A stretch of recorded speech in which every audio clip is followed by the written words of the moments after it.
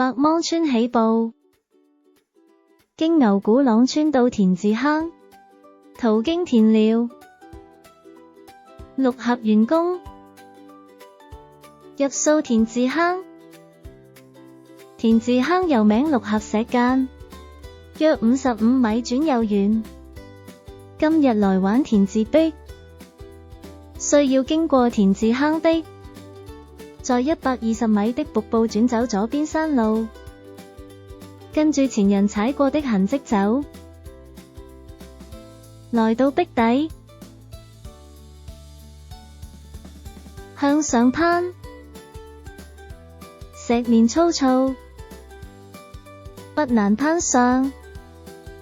田字壁全貌，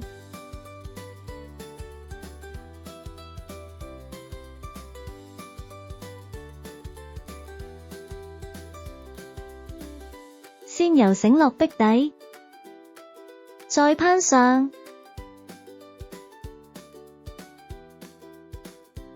航拍，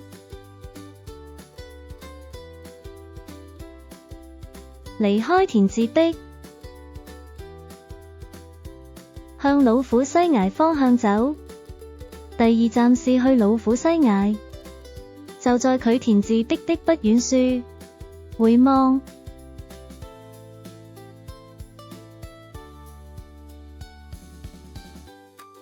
又是先在崖頂由繩落，再攀上。部分首位只有一粒紅豆般的大小。環老虎西崖的另一條線。老虎西崖比田字壁難。離開老虎西崖往上離開，間中有路碑可跟。走據壁壁左邊，攀上去，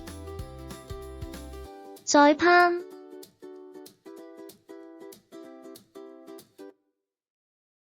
回望從下面爬上來，繼續往上走。途中回望機場，遠眺屯門方向，匠人鏈、留影、騎樓石，接上灰路，繼續往上走，需要接上遠處的郊遊徑。走這段路感覺很漫長，快到郊遊徑了。往老虎頭方向走，邊走邊欣賞風景。來到觀景台，打卡留念。